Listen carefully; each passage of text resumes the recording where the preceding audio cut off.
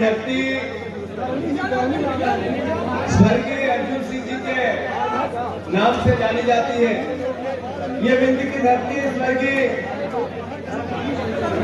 श्रीनिवास तिवारी जी के नाम से जानी जाती है। ये मां शारदा की धरती, ये सफेद शेरों की धरती देश की और मध्य प्रदेश की राजनीति की दिशा और दशा तय करती है।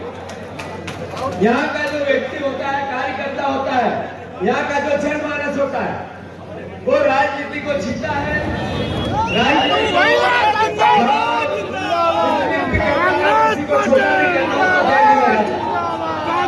मैं आपके जवाब आप सबको प्रणाम करता हूँ, साधुवाद देता हूँ और आशा करता हूँ इस दौर में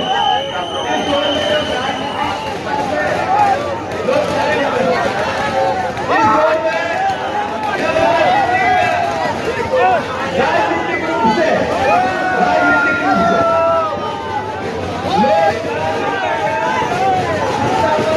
कब्जा बनाने वाले हैं।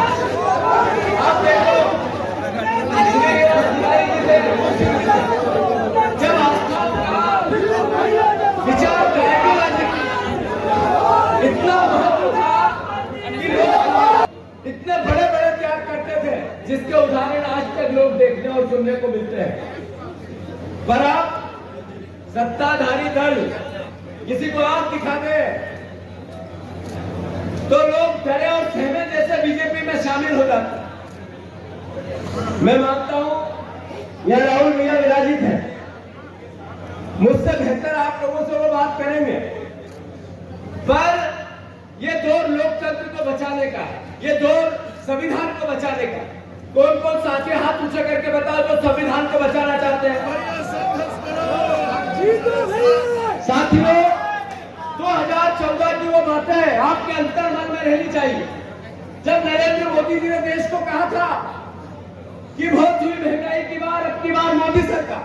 आप लोगों ने, देश ने, जनमानस ने उन पर भरोसा किया। जब उन्होंने देश के सामने कहा कि अच्छे दिन, काला धन, स्विस बैंक, 15-15 लाख, याद है आप लोगों को? जब उन्होंने देश को कहा कि किसानों की आय में दुगनी करूंगा और समर्थन मूल्य MSP लागू करूं, देश ने उन पर भरोसा किया। पर हुआ क्या? 10 साल बाद उसके विपरीत बहुत हुई महंगाई की मार, अब की बार मोदी सरकार। पेट्रोल था 60 का, करना था 30 का, हो गया 130 का। सही है क्या? बहुत हुआ बेरोजगारी की बात। नरेंद्र मोदी जी ने कहा था रीवा में तो कोई बेरोजगार बेटा बचा ही नहीं होगा, कोई रीवा अंचल में कोई किसी प्रकार का पलायन तो होता ही नहीं होगा। सांसद बनाए हमने रीवा के, जिन्होंने कभी एक प्रश्न लोकसभा में खड़े होकर पूछा हो, आपको याद हो तो कृपया करके मुझे संज्ञान मिला। ये पत्रकार बंधु यहाँ खड़े हैं, कभी उन्होंने एक लिखित में रीवा के विकास के लिए, विंध्य के विकास के लिए, यहाँ की अस्मिता के लिए, के सफेद शेरों के लिए कभी एक प्रश्न लोकसभा में लिख के पूछा? आपको यह संज्ञान है पत्रकारों को? मैंने देखा राहुल भैया, पब्लिसिटी, लेटरिन साफ करवा के फोटो देखा हो तो देखा ही होगा। अगर इस बात के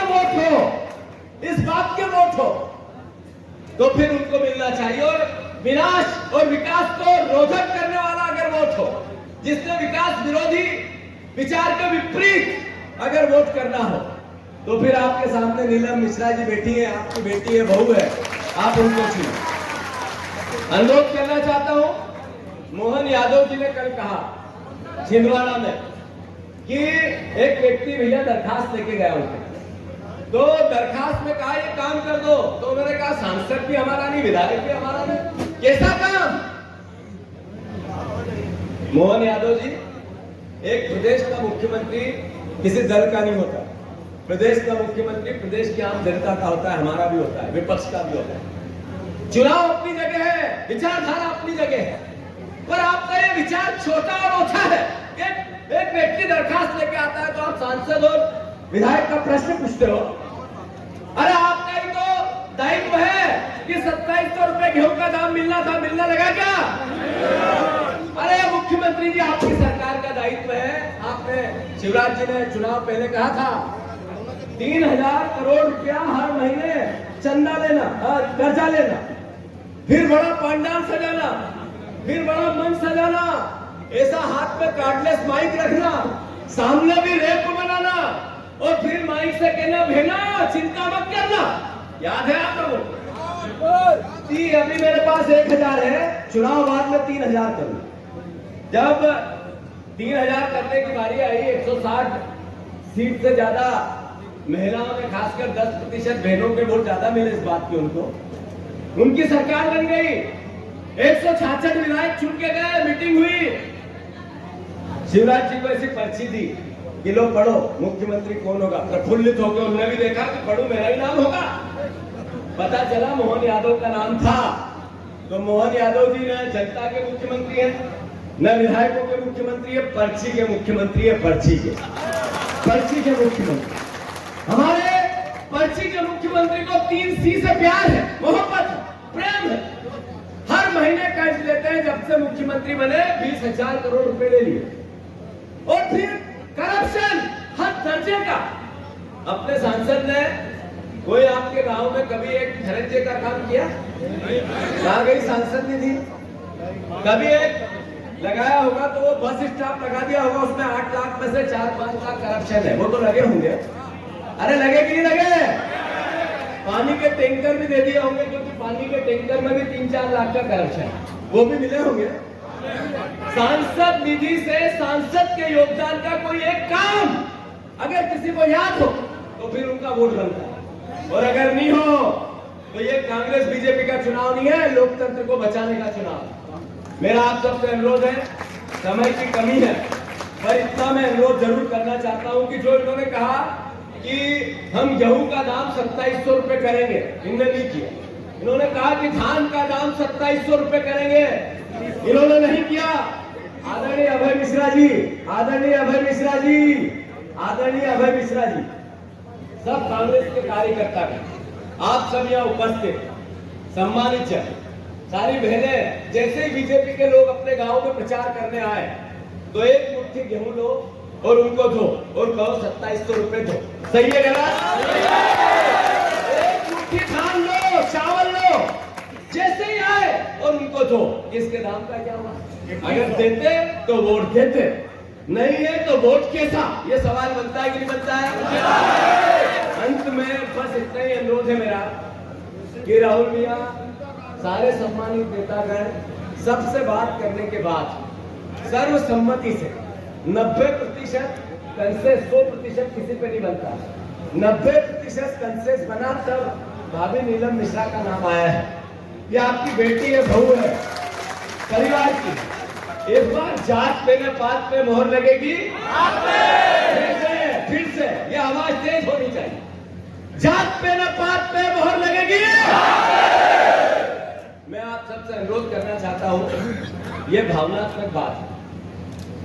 एक कार्यकर्ता को अध्यक्ष बनने का अवसर मिला। मैं ब्लॉक अध्यक्ष था, मैं जिला पंचायत का सदस्य था, मैं विधायक का चुनाव लड़ा, उससे पहले जिले का भी अध्यक्ष था, फिर प्रदेश युवक कांग्रेस का अध्यक्ष बना।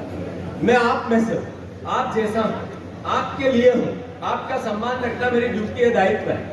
जो लोग इधर उधर जाते हैं, बीजेपी में जाते हैं, मेरी पूरी कोशिश होती है कि उनको मैं मनाऊं, पर भविष्य का डर और अपने कुकर्म उनको रोक नहीं पाते, जाने के लिए मजबूर करते हैं।